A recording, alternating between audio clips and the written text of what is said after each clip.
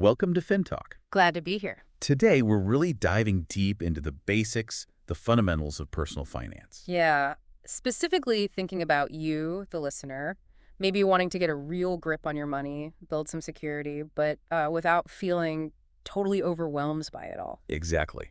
We've looked at some core ideas, aiming to give you a clear starting point, something actionable. Our mission really is to unpack these concepts, show what's genuinely important, maybe spark a few aha moments along the way. Okay, so let's jump right in. First stop, budgeting. Right. And what's interesting here, I think, is how people often see budgeting. It's not about restriction, not really. It's more about awareness. Precisely. It's knowing where your money is actually going.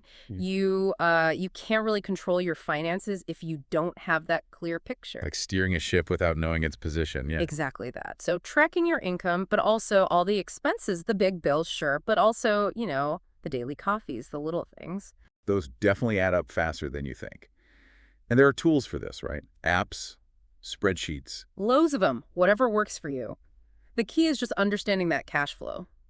That's step one for financial control. It really sets the stage for the next big piece, which is saving. Ah, yes, saving. The idea of paying yourself first, it's about shifting the mindset. Making it a priority, like a non-negotiable line item in that budget we just talked about. Exactly. Not just saving whatever's left over, if anything is. Making it deliberate. And even small amounts, consistently, they make a real difference over time. Absolutely. And a huge part of saving, especially early on, is building that emergency fund. That safety cushion. Mm-hmm. Aiming for, 3 to 6 months of living expenses? Yeah, 3 to 6 months is the standard advice. It acts as a buffer against, the unexpected job loss, medical bill, car repair. Gives you incredible peace of mind knowing that's there. It really does. And speaking of buffers and peace of mind, that leads us nicely into insurance. Right, the financial safety net. That's the perfect way to put it. Think about health insurance, obviously critical for medical costs. And term life insurance,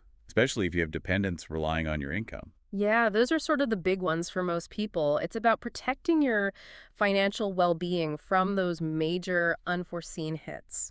Choosing the right insurance for your specific situation is key, though. Absolutely. Tailored coverage provides that essential protection. Okay, so we've got awareness from budgeting, security from saving, and insurance.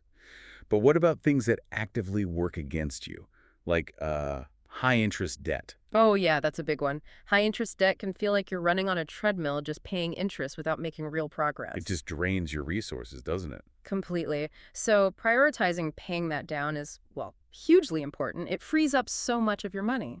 Are there specific ways people approach this? I hear about snowball or avalanche methods. Yeah, those are two popular strategies. The snowball method means paying off the smallest debts first for quick wins, building momentum. Kind of psychological boost. Right. Or the avalanche method targets the debt with the highest interest rate first, which usually saves more money in the long run. So, different paths, but the goal is the same. Exactly. Reducing that debt burden just increases your financial freedom, plain and simple. And once you've got some breathing room, maybe freed up some cash flow, investing comes into play. Investing. Yeah, sometimes sounds intimidating, but it doesn't have to be. It's basically just making your money work for you over time, Right. letting it grow. That's it. And you can start small. Understanding your own comfort level with risk is important too. You don't need huge amounts to begin. Not at all. And for many people starting out, things like mutual funds or low-cost index funds can be good options. Because they offer diversification. Yeah, they spread your money across many different investments, which helps manage risk. The key is thinking long-term. Definitely not a get-rich-quick thing. It's about consistent growth over years, decades even. Precisely. Planting seeds for the future, like you said. So all these different pieces, budgeting, saving, insuring, managing debt, investing, they all kind of work together. But what guides them? That's where financial goals come in. Having clear targets. Like saving for a down payment on a house. Or retirement, which is a big one for almost everyone. Or maybe funding travel or starting a business. Having those goals gives you motivation, right? Yeah. Makes the budgeting and saving feel purposeful. Exactly. They provide the why behind your financial decisions. They turn these sometimes abstract concepts into really tangible targets you're working towards. So pulling it all together then. Yeah. Awareness through budgeting lets you save effectively and protect yourself with insurance. Right. And tackling debt frees up money to potentially invest for the long haul. All guided by those personal financial goals you've set. It's a framework. And remember, even, small, consistent steps in each area add up.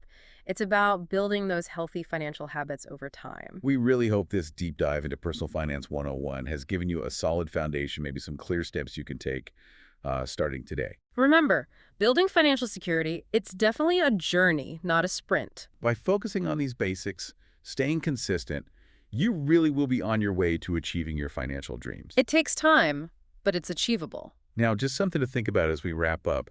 What's one small step, just one thing you can do today to get a bit more awareness of where your money is actually going? A great question to ponder. Thank you for listening to FinTalk.